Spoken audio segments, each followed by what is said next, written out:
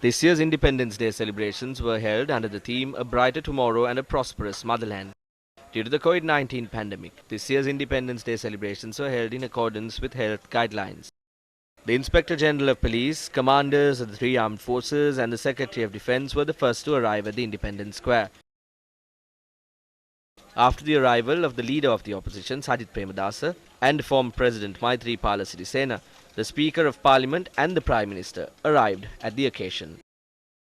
අප්‍රතිහත ධෛර්යයේ අනවරත මෙහෙවරෙහි අනගිතම ප්‍රතිඵල ලබන්නෝ වත්මන් ශ්‍රී ලාංකේය දූ පුතුන්මය. President Gotabaya Rajapaksa arrived at the Independence Square to commence the celebrations.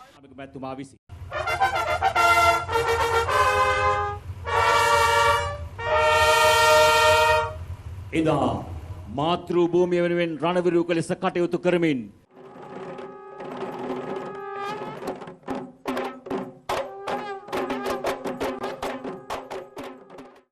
The national flag was hoisted and the national anthem was sung by school students. A 2-minute silence was observed in memory of the fallen war heroes.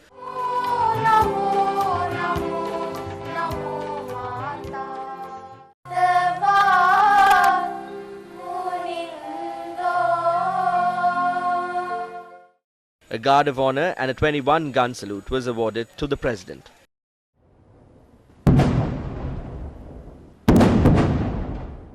The president then addressed the nation. Sri Lanka Prajatantrawadi Rata. Sri Lanka is a democratic nation. Every citizen who lives in the country has equal rights. We reject any efforts to divide our citizens based on ethnic or religious reasons. We always strive to protect the fundamental rights and human rights of all our citizens and always stand for the principle of one nation, one law.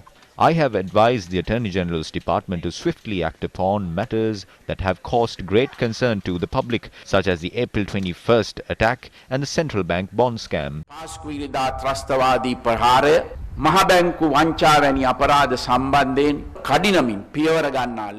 I have now received the final report of the Presidential Commission appointed to inquire into the April 21st attack, simultaneously taking into account the recommendations of the previous Parliament's Sectoral Oversight Committee on National Security. Action will be taken against all parties involved in this tragedy. We will not allow those responsible for designing and enabling this tragedy to escape justice. We will never allow extremism to raise its head again in this country. ඒ වගේම අන්තවාදයට නැවත මේ රට තුල හිස ඔසවන්නවටත් අපි ඉඩ දෙන්නේ නැහැ. රටේ ආර්ථික මර්මස්ථාන විදේශිකයන්ට. While our policy of not selling national economic hubs to foreigners remains unchanged, I trust that the public will critically assess the misinformation and misinterpretations being propagated by those with ulterior political motives to deter foreign investors from investing in Sri Lanka. However, I observe that weaknesses currently prevail in decision-making at every level. The legal reforms necessary to protect those in the public service who take correct decisions are currently being formulated.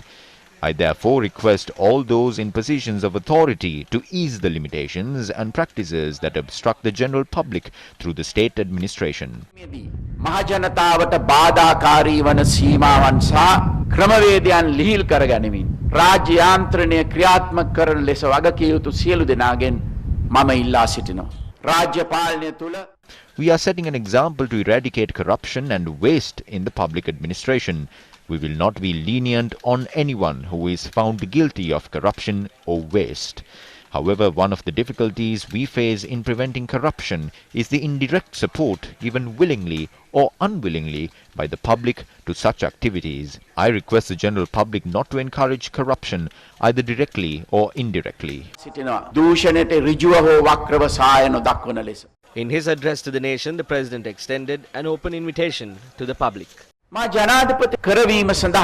Various parties claim that they work to ensure my election as president. That may be true. People from every section of the society gathered around me to support my campaign. I believe that the vast majority of these people did not search of personal benefits, but because they expected me to serve the nation diligently.